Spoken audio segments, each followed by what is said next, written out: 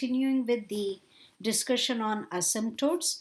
So notice we first had um, horizontal asymptote. Okay, this was because limit x approaching positive or negative infinity of fx is 0. In other words, what this means is as x approaches infinity, your height is going to approach 0. As x approaches negative infinity, your height is going to approach 0.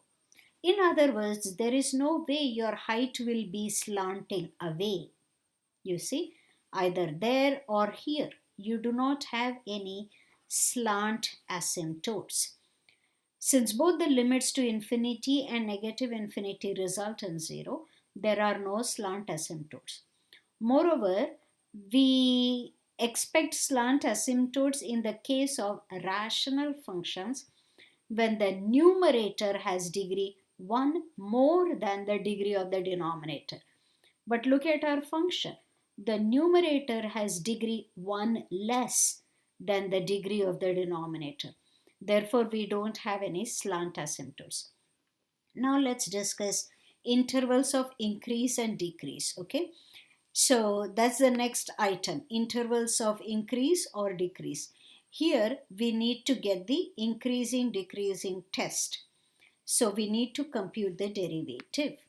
So this is a rational function, that is a quotient.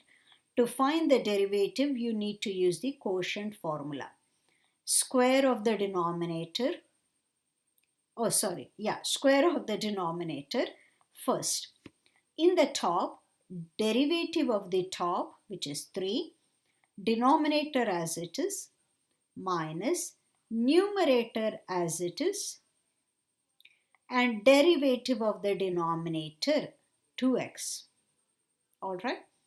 So simplifying, distribute 3x squared minus 75 minus 6x squared.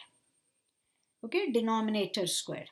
Continuing, 3x squared minus 6x squared is negative 3x squared minus 75.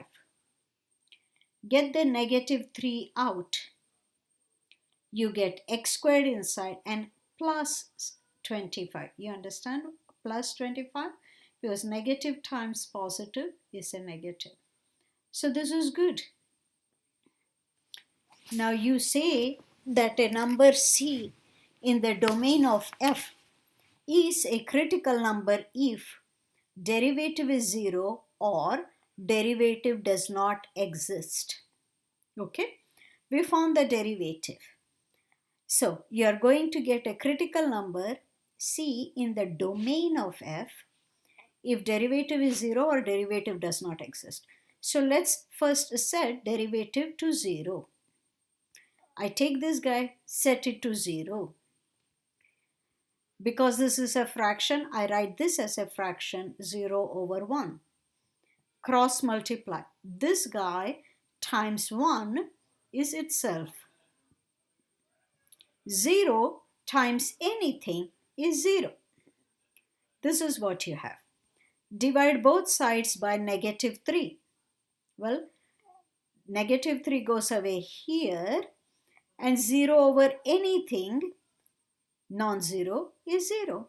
0 over 1 is 0, 0 over 10 is 0, 0 over negative 3 is 0. So what do we have? X squared plus 25 is 0 and I am saying this cannot happen. Why cannot it happen? Well, x squared is going to be a positive number or the worst it gets is 0. On top of it, you're adding 25. In other words, x squared plus 25 is going to be well above 0. It cannot be equal 0. So, derivative equals 0 cannot happen because the result cannot happen. So, derivative cannot be 0. In other words, to get a critical number, this approach will fail. You cannot have derivative to be 0. What's the other option? Derivative does not exist. So let's look at the derivative. this should not exist. That is, the denominator must be 0. Denominator must be 0. That's a square. So why don't I take square root of both sides? The square root goes away. I have x squared minus 25 is 0. X squared is 25. Take square roots of both sides. X is plus minus square root 25. X is plus minus 5. But these were the numbers which are not in our domain. Remember?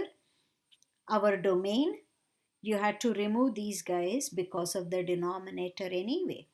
So they are not in our domain. So if they are not in our domain, they don't get to be critical numbers because critical number has to be in your domain. Okay? So f has no critical numbers. But we have these cutoff points, plus minus 5. They break your real number line. So they are cut points. Okay? Now, let's figure out where f is increasing or decreasing.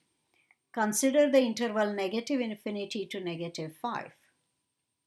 Negative 5 to 5. And 5 to infinity. Choose test points from each piece. From this interval, I chose negative 6. From this interval, I chose 0. From this interval, I choose 6. Okay? Plug in these values. Negative 6, I'll put in here. Negative 6, I'll put in here. Question is, what is the sign? Well, that's a negative. This is going to be 36 plus 25. Positive. Overall negative upstairs. Whatever I get downstairs, I'm going to square it, so positive. So mind you, all of this is going to be positive. All of this is going to be positive.